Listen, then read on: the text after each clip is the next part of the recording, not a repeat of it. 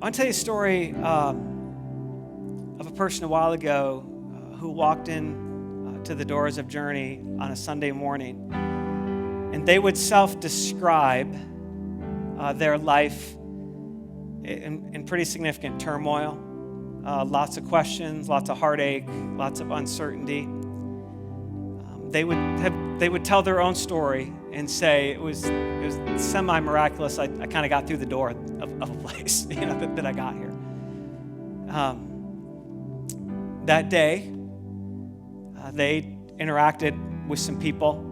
Some people interacted with them. They began to have some conversations and had a good enough experience, got a big enough glimpse of Jesus' love through people that the next week they brought somebody with them who also has some of the same trauma, but is very probably skeptical about Jesus in a place like this in a church. So he said, you've got to experience this. You got to experience this. And so one week it's somebody can barely get through the door. They encounter enough love and enough glimpse of Jesus that they want to bring somebody else back to experience it with them again. Part of that's because you love well and you lean in towards Jesus really well.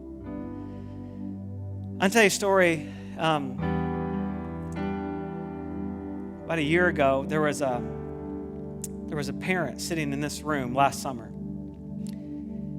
In varying degrees of being around church and being around Jesus, but a unique and pretty unfortunate and painful set of life circumstances kind of just kept nudging that person to past church and past Jesus places to the literal person of Jesus. And it becomes this Jesus encounter that radically shapes a life. Doesn't make it perfect and easy in a blink, but radically begins to shape a life. Over the course of the next year, that parent gets to watch each of their children also enter into relationship with Jesus and experience his salvation and the gift of his life. Just all over the course of a year or so. Several years ago, there was a couple that started coming to Journey, a family. And the couple would sometimes come separately and sometimes not together. They were just in a very, very rough season. And they, over the course of time, had people rally around them. They put themselves in an environment where people could rally around them. They made some moves to just risk some engagement. And I mean risk it. They risked vulnerability. They risked some engagement. And through these people and these engagements, they begin to really meet Jesus. They begin to really experience Jesus healing. There begins to be this remarkable restoration in their marriage, and then as a result of that, in their broader family. And so a few years ago, they came here just desperate and kind of saying, how am I going to get my next breath? They actually now live this life in which they're constantly saying, look, when we go to our jobs and when we go engage where our kids are and when we are in our neighborhood, what is Jesus doing here? How am I a part of that? How is Jesus inviting me to be part of what he's doing there? I mean, it's just this remarkable and radical transformation over time. I don't know about you, but I love those kinds of stories. I love them. That's the kind of stories that I think heaven is going nuts about. Right? That Jesus actually came to make possible. It's why for 12 years we've had one mission, one single heart desire, one thing for 12 years. It's to help as many people as possible experience a life-giving relationship with Jesus. That's it. It's the one thing. It's got different expressions and different movements and different looks, but that's the one thing that drives them all. This one thing. Which is why those stories matter, yeah? It's why those life change. It's why every single life change story matters. No matter how subtle or how slow or how dramatic or how fast, every single life change story matters. Because that wasn't our thing. I mean, that was Jesus' thing, right? Jesus said, I came so people would have life. That's why I came. That's why I came. And so we want to be a part of that. And as much as those stories paint a picture I want to paint you another picture.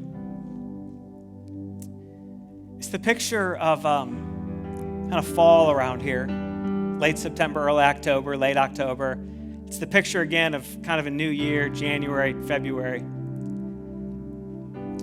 And me not doing this on a Sunday and wandering around and just watching things happen that I don't get to see happen every single Sunday. And wandering into a parking lot in the back and watching cars drive in and not find a spot and drive out and drive away.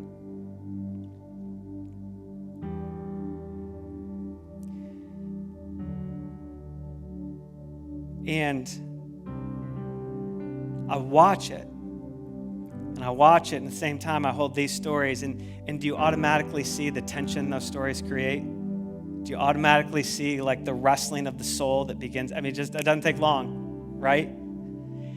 And honestly, I hope the disparity of stories like that, I hope that the different images, I actually hope they create tension in you. Just to be candid, I hope they create tension in you. If we're going to follow Jesus and we're going to live his mission in the world, I hope those kind of stories hear you. Because here's the thing.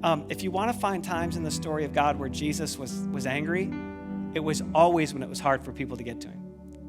It wasn't really when people were sinning. He was running towards people who were sinning. He was frustrated and angry when people were making it hard, or places or things or circumstances were making it hard for people to get to him. It just set off all these alarms in Jesus.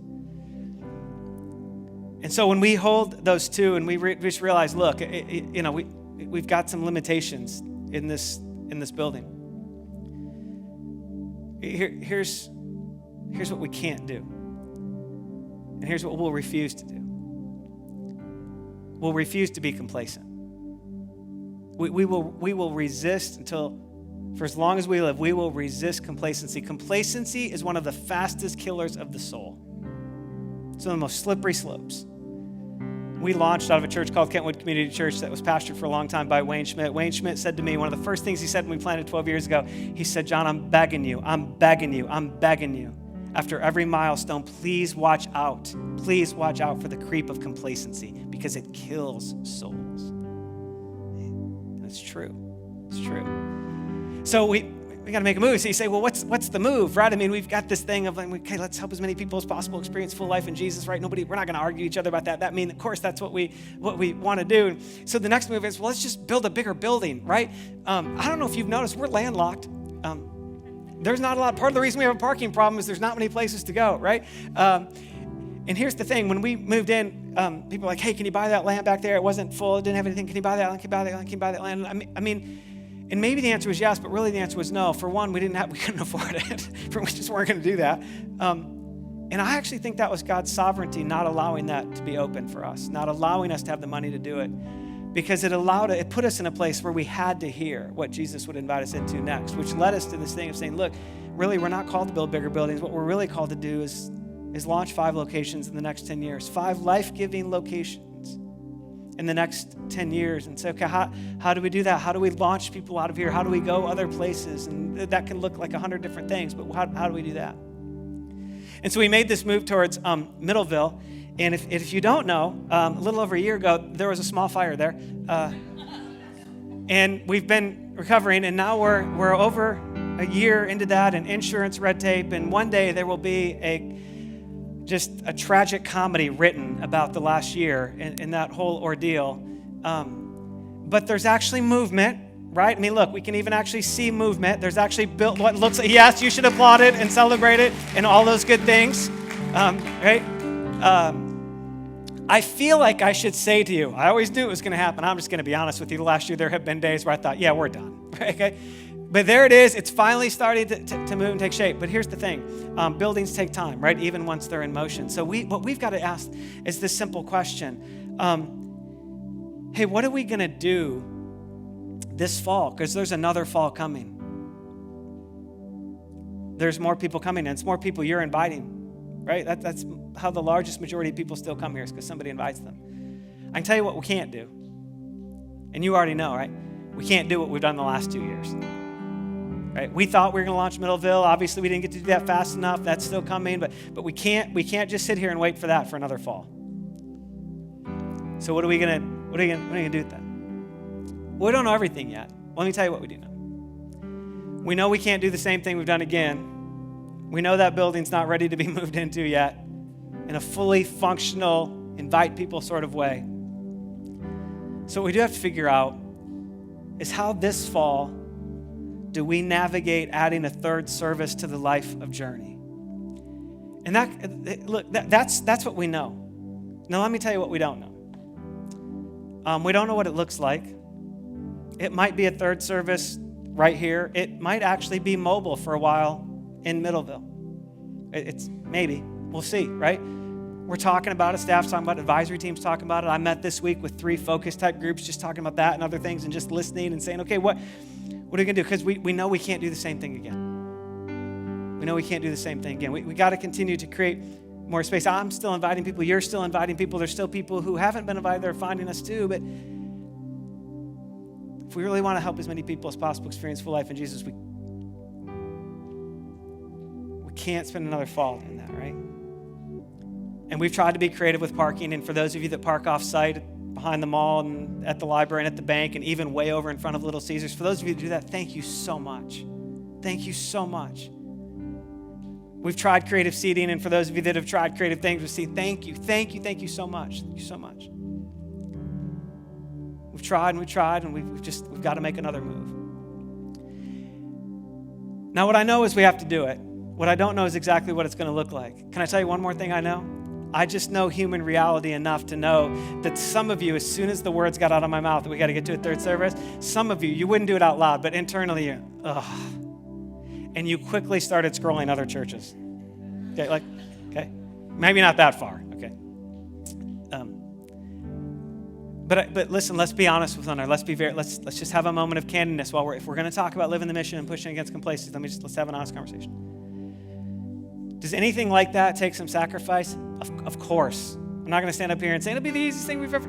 It just does. Okay, it just does. It's part of how we follow Jesus. Sometimes it takes some sacrifice.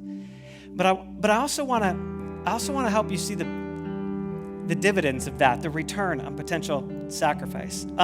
Most of you probably know, but Journey for 7 years was mobile in a school, Duncan Lake Middle School, 2 environments, in a cafeteria for 3 and an auditorium for 4, okay?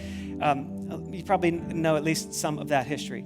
But here's what I would love for you to do. Would you just right now stand if you were never actively a part of Journey in that school? Will you just stand up? If the only point of reference to active Journey engagement you have is in this building, will you just stand? Just stand up. Okay, just peek around the room. Don't sit down, just peek around the room. Sitters and standers, peek around the room. Okay? Before we got here, there was 150 people who sacrificed financially to get here and lots of hours in set equity into making it. It wasn't easy, and at times it was hard, and at times it was discouraging, and at times it took a lot of waiting, and at times we weren't sure it was really going to happen. We didn't really know what the outcome would be, and we didn't, right? But we would do it all over again. And now all of us get a chance to do that. Imagine if you and I sacrificed together a little bit, and a couple years from now, there's a whole different group of people who are standing and sitting, different standers and sitters. Because we made a move. You can go ahead and be seated. I just wanted you to see it. Oh, I'm glad you're here. I love it, and I love that we get to do it together. Listen, we don't know what it looks like. In the next handful of weeks, we'll figure it out, and we'll talk some more about it and kind of let everybody know what we're doing. But I just wanted you to know it was coming. I want you to know it's coming. I want you to know that we're always going to be willing to sacrifice to live this thing with Jesus. We're always going to resist complacency. We're always going to say, look, what is Jesus inviting us to in this moment to help as many people as possible experience a life-giving relationship with him? What is Jesus inviting us into right now that allows us to partner with him in more stories like I shared with you at first, right? That's part of the adventure.